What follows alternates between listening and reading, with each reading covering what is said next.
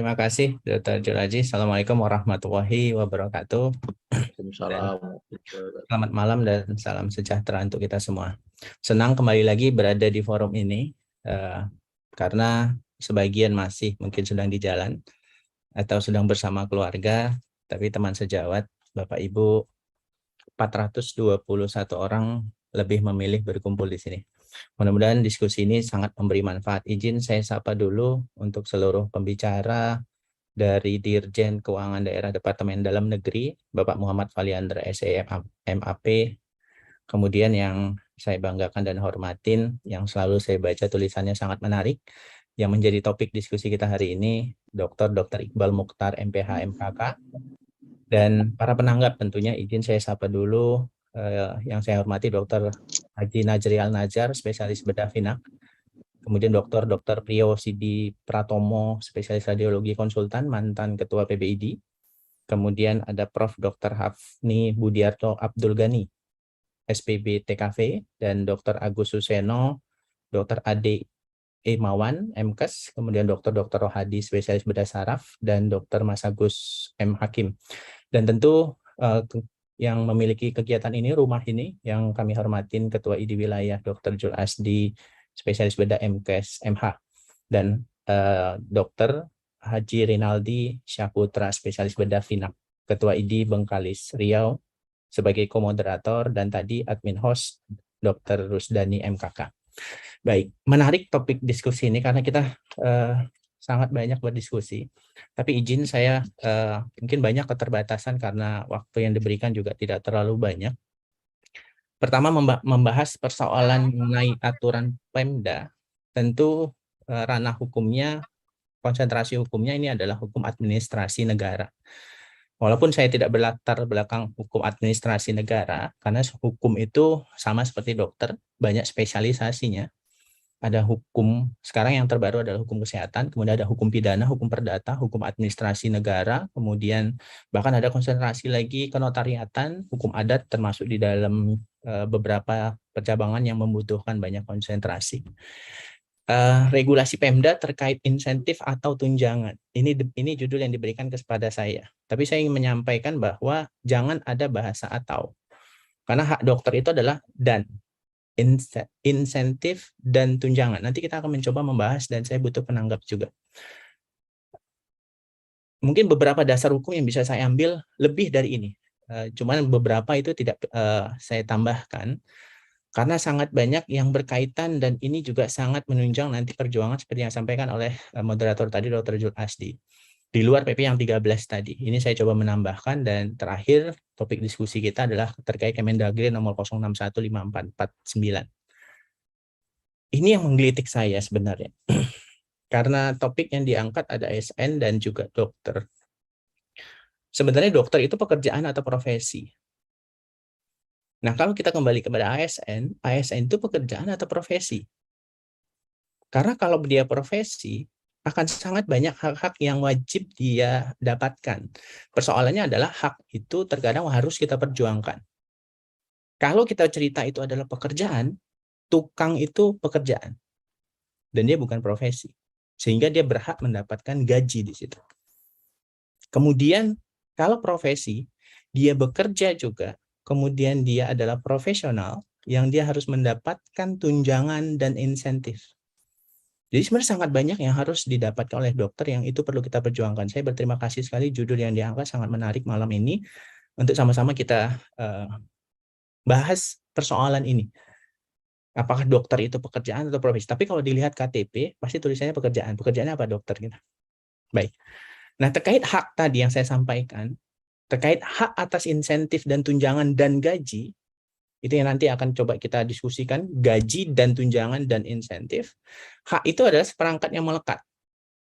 Tentu ini adalah anugerah yang wajib dihormati, dijunjung tinggi, dilindungi oleh negara dan hukum.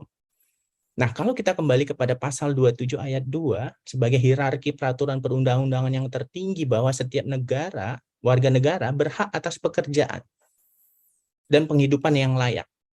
Nah, kalau kita kembali lagi ke Undang-Undang Praktek Kedokteran, dokter itu dalam melakukan praktek kedokteran punya hak menerima imbalan jasa lagi. Nah, ini yang nanti akan coba kita diskusikan. Saya ingin mencoba mengambil satu kasus, walaupun dari sekian banyak kasus. Mudah-mudahan kasus ini cocok untuk dalam diskusi kita malam ini. Ada dokter spesialis bedah, ini bukan dokter Jul ya, dokter spesialis bedah, kebetulan beliau ASN, dia bekerjanya di RSUD, dia dan tercatat di Hafiz itu jam 8 sampai jam 14. Nah, dokter bedah ini sudah hadir, bahkan dah hadirnya lebih cepat, jam setengah 8 sudah hadir, rata-rata di 7.45 dia hadir, sudah fingerprint, dan dia langsung ke poli, lewat jalan. Kebetulan pasien sudah menunggu sejak jam 7, dan langsung dilayani oleh si dokter. Selesai. Semua pasien yang sudah mengantri sejak jam 7 sudah selesai di jam 10. Nah, kebetulan di jam 10.03 teleponnya bunyi dokter bedah ini dari rumah sakit swasta, karena dokter kan boleh berpraktek 3 tempat. Dulu pernah kita bahas ini. Di praktek yang kedua, dihubungi sama rumah sakit swasta, SIP-nya ada di situ. Dokter itu berpraktek memang menurut Hafiz di rumah sakit swasta tadi jam 16 sampai jam 20. Karena ada pasien butuh pertolongan operasi, maka dan tidak ada pasien di RSUD tadi di atas jam 10, dokternya sudah bertanya, apa ada pasien lagi? Nggak ada. Visitnya saya nanti saja, kebetulan ada pasien di rumah sakit A. Dekat rumah sakit dengan RSUD. Yang ternyata butuh tindakan operasi. Dokter itu ke rumah sakit A, kemudian di rumah sakit itu dia lakukan tindakan operasi di rumah sakit A tadi swasta, dan dia kembali lagi ke RSUD 1245. Tapi berapa bulan kemudian, ternyata dapat informasi bahwa klaim dari rumah sakit A, tindakan operasi yang sudah dilakukan bulan lalu, itu ternyata klaimnya tidak dibayar oleh BPJS karena dianggap tidak sesuai dengan ketentuan Hafiz tadi. Nah, bagi saya, ini harus kita bedakan antara pekerjaan. Dokter memang meninggalkan tempat tugas, bukan meninggalkan tugas. Tugas dia itu adalah melayani pasien, mengobati pasien, mengoperasi pasien sesuai kompetensi kewenangan. Kalau dia meninggalkan RSUD, dia meninggalkan tempat tugas. Kecuali di RSUD itu banyak pasien, kemudian dia tinggalkan. Nah, apakah meninggalkan tempat tugas kemudian dia bertugas mengobati pasien di rumah sakit hanya karena jamnya tidak sesuai, itu suatu kejahatan? Atau suatu pelanggaran? Kalau ini suatu kejahatan, silakan, mungkin ada ketentuan yang harus diambil sehingga ada sanksi yang dikenakan. Tapi tidak membayar klaim itu termasuk jasa dokter sebagai hak tadi, karena kita akan cerita hak insentif, kemudian gaji, kemudian kita cerita hak tunjangan. Apakah seperti ini fair? Dan yang harus kita pahami juga, kita lebih, mohon maaf, masih lebih berharga lagi tukang. Saya panggil tukang, dia kemudian nyemen, harga juga jasanya juga lumayan, hampir dengan keneknya saja itu sudah hampir 200.000. Dia pasang itu, kemudian saya lihat pasangannya mungkin miring dan mungkin rubuh. Saya tetap bayar itu. Dan saya tidak minta kembalian. Padahal sudah habis saya di situ semen, batu, bata, pasir, dan yang lain sebagainya, jasanya juga. Nggak ada pengembalian di situ setelah saya bayarkan harian. Dokter sudah bekerja, melayani, rumah sakit sudah keluar operasional, jasa, obat, kemudian bahan habis pakai operasional, tapi kemudian tidak dibayar. Apakah meninggalkan tempat tugas tadi itu suatu kejahatan atau pelanggaran? Sehingga rumah sakit pun akhirnya berpikir, bagi dua saja ini kerugiannya. Karena diberikan sanksi. Ini yang harus kita perjuangkan juga untuk hal-hal seperti ini. Mungkin ada teman sejawat yang sini mengalami hal ini. Nah, hak dokter tadi saya sudah sampaikan bahwa undang-undang sudah mengatakan di pasal 50 huruf D bahwa dokter itu dalam melakukan praktek kedokteran dia punya hak menerima imbalan jasa. Apa itu praktek kedokteran? Itu rangkaian kegiatan yang sudah dilakukan dokter. Tidak mungkin seorang dokter bedah tidak melakukan rangkaian tadi pemeriksaan, anamnesis, pemeriksaan fisik, pemeriksaan penunjang, laboratorium, diagnosis, itu kan semuanya sudah dikeluarkan. Itulah rangkaian praktek kedokteran. Imbal jasa itu apa? Tambahan atau tunjangan yang diterima tidak rutin. Atau semua pengeluaran yang dikeluarkan oleh perusahaan rumah sakit yang diterima dan dinikmati oleh pekerja. Itu imbalan jasa. Silakan buka nanti Kamus Besar Bahasa Indonesia. Nah, kalau kita balik lagi kepada kewajiban dokter sangat banyak. Pasal 51, dokter wajib menambah ilmu pengetahuan dan mengikuti perkembangan. BHP2A. BP2KB wajib, dokter harus mengumpulkan 250, bukan gratis itu. Zoom saja kita harus bayar 100-200 ribu. Apalagi kalau offline, belum lagi workshop. Total, silakan totalin. Berapa 5 tahun mengumpulkan 250 SKP, duit yang harus dikeluarkan. Dan pemerintah mohon maaf tidak membantu dalam hal ini terkait ini. Karena ini kewajiban dianggap adalah kewajiban personal, dokter wajib menambah. Kemudian pemasang papan nama, memang gratis di situ. Bahkan kalau dokter tidak membuat rekam medis, tidak memasang papan nama, bahkan ada denda 50 juta di situ.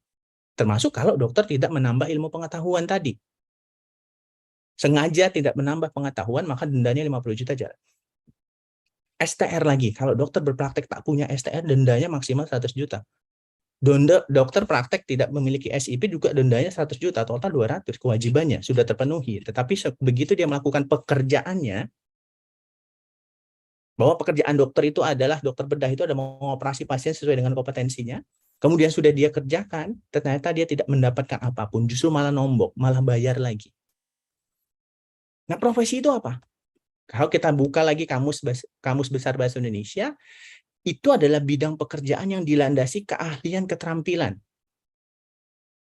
Ya, beberapa definisi profesi ini juga jelas. Jadi kalau dia adalah pekerjaan, berarti ada hak di situ, gaji, tunjangan, dan insentif. Nanti kita akan bahas dasar regulasi, dia punya hak, gaji, tunjangan, dan insentif. Bukan kita ingin minta banyak, begitu ya. Tetapi memang itu adalah bagian dari hak. Ini profesi. Kemudian apa itu pekerjaan? Kalau kita lihat lagi, jadi apa yang dikerjakan, apa yang dilakukan oleh seorang dokter itu pekerjaan. Pekerjaan dokter di rumah sakit itu bukan cuma bedah. Kalau dokter Joel Asdi spesialis bedah di sana sebagai fungsional, dan dia menjabat wakil direktur di RSUD tadi, maka pekerjaannya menjadi dua. Bekerja sebagai direktur, kemudian bekerja sebagai struktural, kemudian bekerja sebagai fungsional. Profesinya dokter. Ada pekerjaan dan ada jabatan ternyata di situ. Kalau dia menjabat sebagai wakil direktur atau kepala bidang atau sekretaris, itu adalah jabatan. Jabatan itulah struktural. Makanya kita kenal dengan ada jabatan fungsional, ada jabatan struktural, dan jabatan rangkap. Kalau ada komite medis menjabat lagi Dr. Jul Asdi di situ sebagai ketua komite medis, maka ada jabatan struktural di situ. Menjabat lagi dia mungkin menjadi anggota subkomite etik. Menjabat lagi menjadi ketua PPI lagi. Berapa banyak rangkap jabatan yang ada di situ? Haknya terpenuhi tidak? Ada tunjangannya tidak? Kemudian ada insentifnya tidak? Padahal pekerjaannya sangat banyak di luar tadi sebagai dokter spesialis bedah. Bahwa dia juga mengurusi struktural, manajemen, wakil direktur, atau kepala bidang tadi. Dan dia mengurusi komite medis juga lagi. Dan dia mengurusi akreditasi. Sekarang kita akan sibuk dengan akreditasi. Ketua Pokja akreditasi. Ini yang harus kita clearkan dulu. Bekerjanya seorang dokter itu profesinya pekerjaan atau profesi. Kalau dia memang selesai satu profesinya tetapi ada pekerjaan yang lain, tentu menurut saya wajar kalau dia menuntut haknya tadi atas gaji, tunjangan, dan juga insentif. Nanti kita akan bahas lagi mengenai aturan mengenai insentif tadi. Nah, saya coba melihat lagi ASN. Ternyata makna ASN, pegawai ASN, PNS, dan pegawai pemerintah itu punya definisi yang berbeda. Bahwa ASN itu adalah profesi bagi PNS dan pegawai pemerintah dengan perjanjian kerja. Nah, saya tertarik dengan perjanjian kerja ini. Kenapa saya garis bawahi dengan perjanjian kerja? Karena nanti semua hak itu akan diatur, karena perjanjian kerja itu adalah keperdataan. Hubungan kedua belah pihak secara keperdataan. Kita undang-undang hukum perdata rujukan. Jadi ada hak dan kewajiban yang tidak dijalani tentunya adalah one prestasi. Kalau ada salah satu pihak tidak memenuhi haknya atau salah satu pihak tidak menjalankan kewajibannya. Tentu perjanjian kerja. Nah, untuk dokter yang bekerja di swasta, ini yang harus ada perjanjian kerjanya. Apakah memang di situ dia dapat haknya? Haknya apa saja selain jasa medis tadi? Selain tadi apakah dia dapat gaji atau mungkin dalam bentuk garansi fee misalnya atau dalam bentuk yang lain, itu ada dalam perjanjian kerja. Nah, definisi pegawai negeri sipil dan juga PPK itu ada di dalam undang-undang ASN. Ini saya lewatin. Yang menarik adalah insentif dan tunjangan. Makanya saya bilang dan. Kalau dan berarti dua. Saya Dr. Rusdani mau kopi dan teh atau kopi atau teh. Kalau atau kan kita pilihan. Tapi insentif dan tunjangan itu adalah bagian hak dokter. Nanti kita akan bahas di sana. Setiap pekerjaan, karyawan, perusahaan, maupun PNS yang bekerja di instansi pemerintah, tentu kita harapkan ada imbal jasa yang sudah didedikasikan atas pekerjaan itu. Lewat imbal jasa tadilah kita punya motivasi kerja yang tinggi. Sangat sedikit dokter, walaupun ada ya, bukan tidak ada, yang kemudian tidak dibayarkan haknya selama 3-6 bulan. Saya pernah ketemu beberapa dokter begitu. Bahkan saya sampaikan begini, ngapain lagi dok? Dokter sudah 6 bulan sudah berpraktek di sini tapi tidak dibayar. Keluar saja dari sini. Iya, iya juga ya dokter Beni katanya. Tapi kemudian dia tetap berpraktek itu besoknya. Saya jumpa lagi, loh kenapa masih praktek? Saya kalau berpraktek di sini, mungkin saya nggak bisa dapat duit, tapi saya bisa dapat dari praktek saya dari rumah sakit yang lain. Tapi pasien saya bagaimana? Yang butuh pertolongan tadi, yang butuh pengobatan, dan keluarganya berharap saya ada, kemudian saya obatin dia, ada harapan sembuh dia begitu ketemu saya katanya. Ada sisi kemanusiaan dokter walaupun bagaimana dia tidak dibayar sampai hampir 6 bulan katanya. Bahkan ada yang berjuang putus asa. Itu kalau dokternya kita bersyukur yang 3 tempat praktek. Kalau 1 tempat praktek bisa bayangkan. Kemarin kita pernah diskusi mengenai regulasi 1 tempat praktek. Dan di 1 itu dia tidak dibayarkan. Jadi selama ini kehidupannya bagaimana? Anaknya sekolah bagaimana? Kemudian kebutuhan orang tuanya, karena dokter itu masih punya orang tua, ibu, yang mungkin sakit-sakitan dan butuh pengobatan. Itu harusnya diperjuangkan. Tunjangan tentu ini yang diberikan kepada PNS, kalau kita rujukannya adalah Undang-Undang Nomor 5 2014 dan diatur melalui PP 53 2014. Tunjangan ini diberikan harus sesuai dengan ketentuan. Ada catatan di situ. Beberapa regulasi tadi yang saya sampaikan. Nah, yang menarik adalah tunjangan itu apa, insentif itu apa. Saya berterima kasih karena memang sengaja ditaruh di awal supaya untuk mancing kemarahan atau mungkin mancing emosional tuh. Supaya kita paham apa yang kita diskusikan nanti ke depan. Nah, terkait insentif, itu adalah daya perangsang, kalau kita mengacu kepada definisi Hasibuan, yang diberikan kepada karyawan tentu berdasarkan prestasinya. Kalau insentif berarti ada prestasi di situ. Menurut Hari Anja itu diberikan pembayaran langsung didasarkan kaitan dengan pekerjaannya. Atau bisa sharing share, seperti bonus dia. Ada pembagian keuntungan di situ.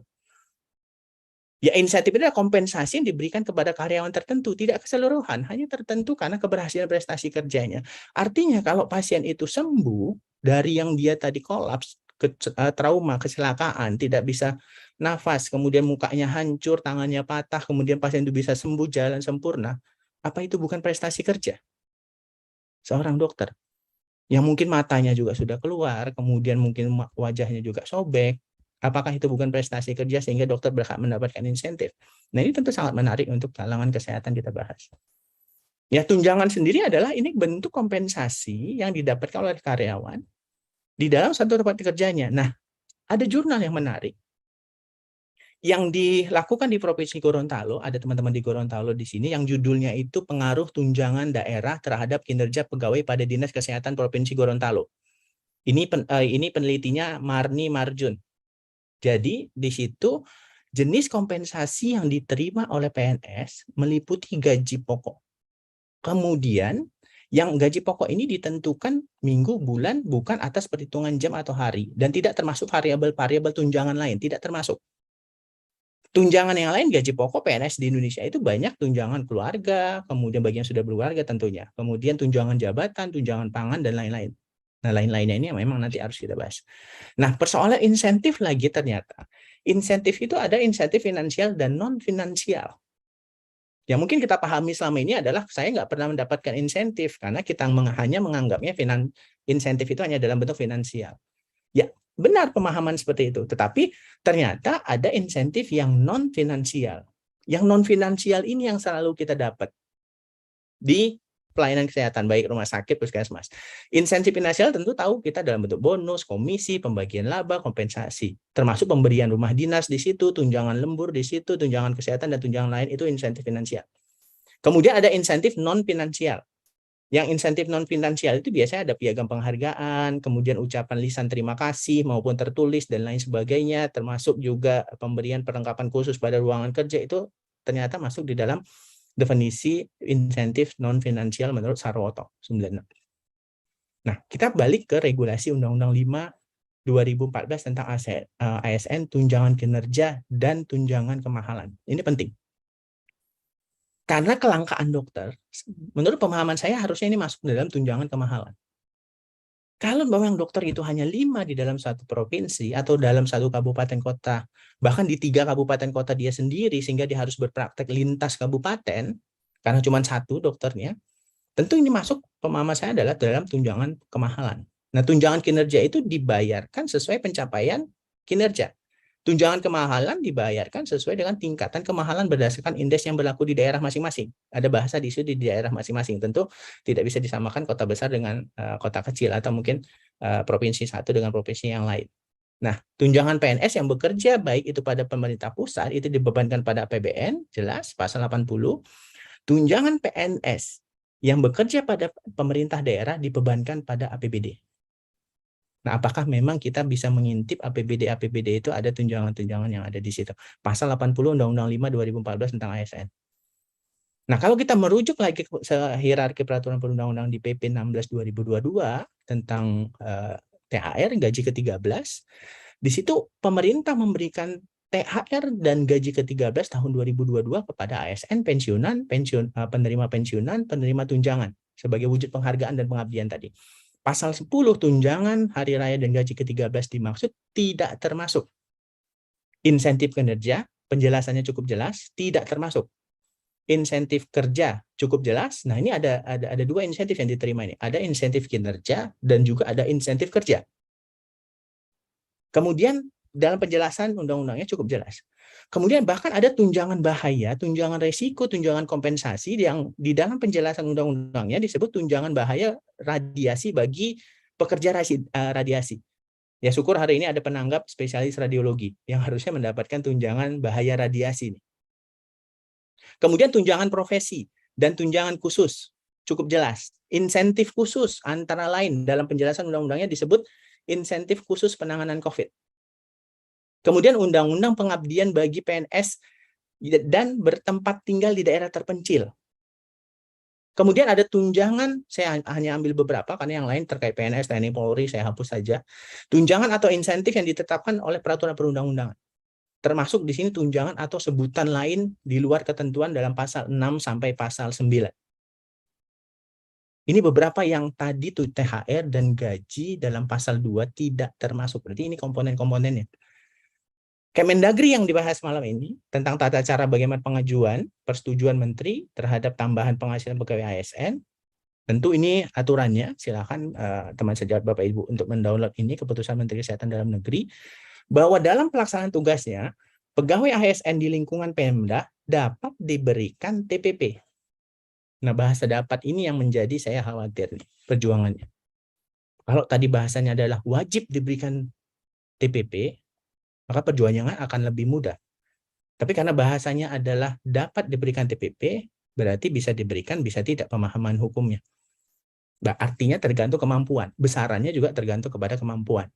Nah, TPP ASN ini adalah fungsi dari keberhasilan penyelenggaraan tadi. Jadi pemerintah daerah dikatakan itu berhasil dalam pelaksanaan kalau memang TPP ASN-nya yang bersumber dari efisiensi optimalisasi pagu anggaran belanja pemerintah daerah itu bisa diberikan. TPP diberikan secara bertahap, tergantung kelas jabatan, indeks kapasitas fiskal daerah, indeks kemahalan konsumsi, dan kemajuan keberhasilan capaian indeks penyelenggaraan. TPP ASN itu adalah berdasarkan beban kerja, apakah kita sudah menghitung beban kerja kita, tempat bertugas, di mana kita bertugas, daerah terpencil 3T, kondisi kerja kita, apakah sangat bahaya atau tidak berbahaya, prestasi kerja kita, kelangkaan profesi kita, atau pertimbangan objektif yang lain. Itu yang diatur di dalam Kepmendagri 061. Nah, penghargaan itu adalah diberikan untuk seluruh ASN sehingga motivasinya, disiplinnya meningkat. Pasal 58 di dalam PP 12 2019, Menteri berwenang memberikan persetujuan terhadap tambahan tadi. Jadi ini sifatnya diusulkan. Jadi nanti Menteri yang akan menandatangani.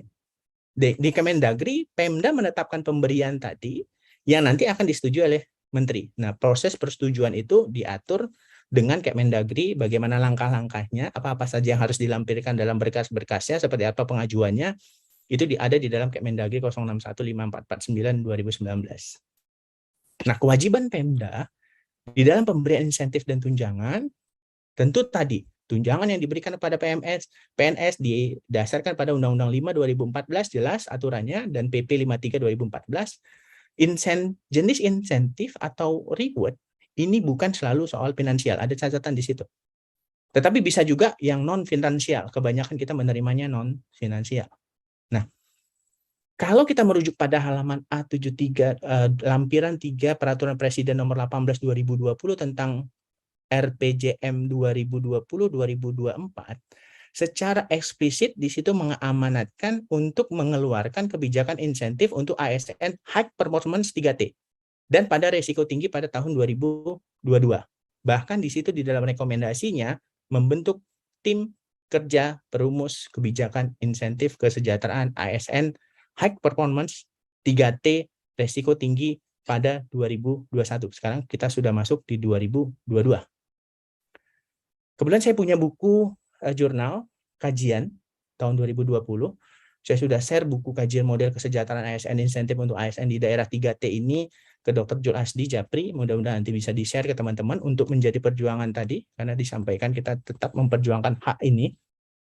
Karena di dalam buku ini sangat jelas, mulai dari pendahuluan, tinjauan teori empirik, dan tinjauan kebijakan ada di dalam kajian ini. Metodologinya juga sangat bagus saya lihat. Kemudian isu strategis yang ada di dalamnya, termasuk tadi agenda pembangunan daerah 3T, hasil analisisnya. Bahkan ada survei ASN di daerah situ. Termasuk juga skenario seperti apa yang mau kita perjuangkan. Angka tadi, kalau Dr. Jul tadi cerita angka, di sana ada skenario model insentif kesejahteraan ASN di daerah terdepan, terluar, dan tertinggal. Itu 3T. Nah, berdasarkan hasil analisis yang sudah dikerjain, jadi kita sudah kerjanya menurut saya sudah tidak repot lagi nih melakukan kajian lagi. Adalah yang diatur pertama skenario 1 ini yang model ideal yang diperjuangkan, atau skenario 2 dengan menggunakan model moderat. Jadi saya hanya ngasih gambaran secara luas, tidak detail lagi ke dalamnya. Cukup sampai di situ saya pikir untuk memancing diskusi kita malam ini. Dr. Jul, terima kasih. Assalamualaikum warahmatullahi wabarakatuh. Waalaikumsalam warahmatullahi wabarakatuh. Luar biasa Dr. Beni. Jadi ini Dr. Beni pointersnya itu udah sampai nih, udah dapet. Saya menarik tadi penegasan Dr. Beni soal insentif, bukan atau ya, dan tunjangan ya, Dr. Beni ya, insentif dan tunjangan. Ini konsep ini berlaku untuk semua ya, semua tenaga kesehatan dokter ya, bukan ASN dan non ASN ya, gimana Dr. Beni? Ya, terima kasih Dr. Jul. Nah, persoalannya untuk yang non ASN, regulasinya hanya sangat sedikit yang ada di dalam Undang-Undang 13 2003 dengan PP 35 2021. Gitu ya. Ya. Tetapi konsep dasarnya sama. Sama ya, artinya hanya regulasi kalau ada dasarnya bisa juga mendapatkan insentif dan tunjangan yang non ASN tadi ya. Ya, kecuali dia hanya bekerja sebagai kepala bidang rumah sakit saja. Ya karena begini Dr. Beni, sekarang kan hampir UHC ya. Pada dasarnya kan kawan-kawan yang swasta itu mengatakan kita melayani negara yang sama, kita melayani sistem jaminan kesehatan yang sama. Seperti halnya guru, ada kesamaan insentif untuk semua dokter dan tenaga kesehatan dalam melayani negara ini gitu loh. Nah, swasta tidak mendapat itu, atau di ASN itu ada regulasinya. Benar Dr. Beni ini. Sebelum kita lanjut ke pembicara kedua. Baik, terima kasih. Nah, hak itu ada di dalam perjanjian kerja tadi. Jadi berlaku hukum private bahwa hubungan adalah kerjasama yang nanti kita akan mengenalnya dengan full timer atau part timer atau berdasarkan kinerja prestasi, termasuk juga tunjangan hari raya itu termasuk tunjangan.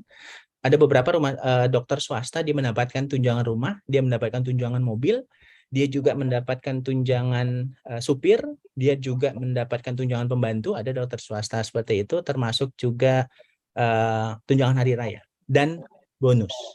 Ada rumah sakit swasta yang begitu?